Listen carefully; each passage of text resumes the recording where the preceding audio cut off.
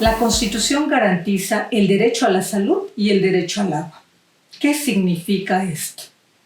Que todas las personas, sin discriminación alguna, tenemos derecho a tener un mínimo vital básico en la vivienda, en el hogar, para poder satisfacer las necesidades de preparación de alimentos, limpieza del hogar, aseo personal, lavado de ropa y la higiene. Esta última se vuelve muy importante en estos momentos. La Organización Mundial de la Salud recomienda lavarse las manos con agua y jabón por lo menos 10 veces al día. Pero ¿qué harán esas poblaciones que no cuentan con un suministro de agua formal, que no cuentan con agua ni siquiera dentro del terreno o cerca de su vivienda, que tienen que acarrearla o que tienen que comprarla en la vida diaria, es decir, en la cotidianidad?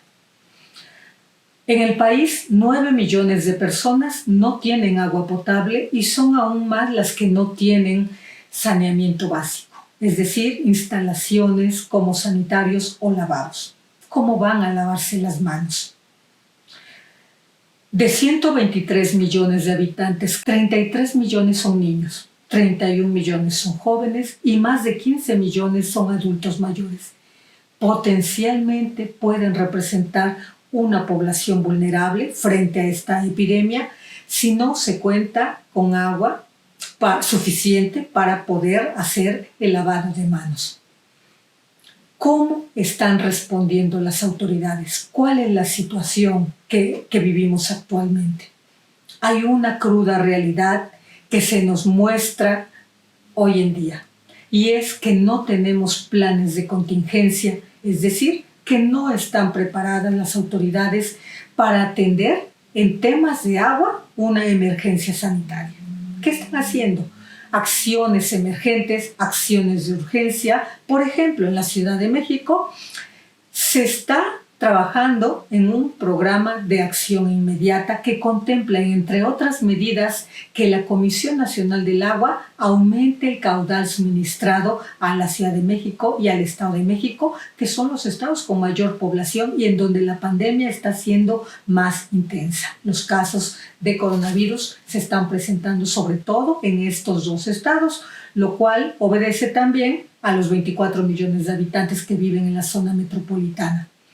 Pero la gente que vive en la periferia, en zonas vulnerables, en asentamientos informales, en que de acuerdo a las reglas del derecho no es posible darles servicios públicos, no significa, bajo el enfoque de derechos humanos, que no tengan derecho al agua. La autoridad tiene la obligación de acercarles el agua por otros medios, sea garrafones, sea pipas, sea un suministro intermitente como el candeo, que sufren ya mucho en las ciudades.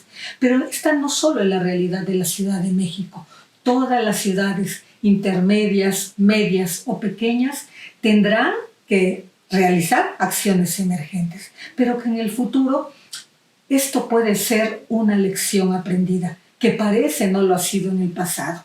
Hemos pasado por varias contingencias o por varios desastres en las que se ha puesto en evidencia que el suministro de agua es uno de los servicios esenciales que más afectados resultan y de los que más prioritariamente hay que atender. Por ejemplo, la situación de cólera en 1991, el episodio de H1N1 en el 2009, el sismo del 2017, que afectaron a los servicios de agua en todo el país, y que sin embargo actualmente todavía se están rehabilitando.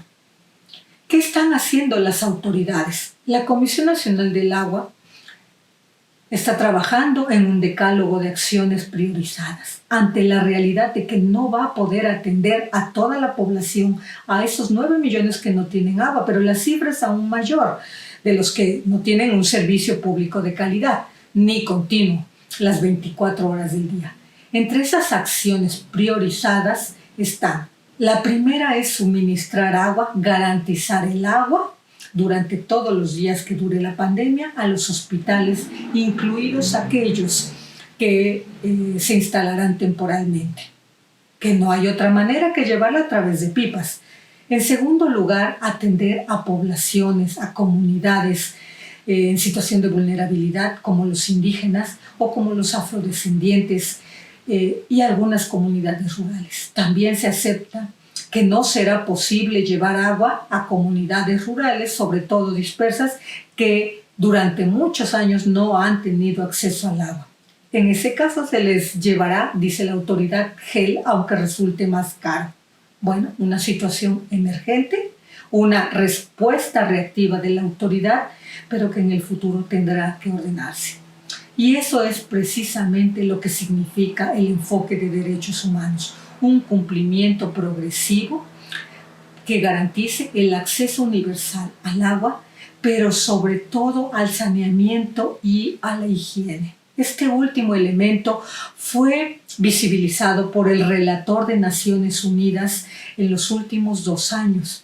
Es decir, la higiene es un elemento esencial del derecho humano al agua porque permitiría, si se cuenta con agua y con jabón, reducir el número de personas que mueren a causa de enfermedades asociadas al agua, sea por vectores, por mosquitos que transmiten enfermedades y que en épocas de calor y de lluvias aumenta la incidencia, o por la ingestión de agua de mala calidad, es decir, que no cumple los parámetros de agua para consumo humano.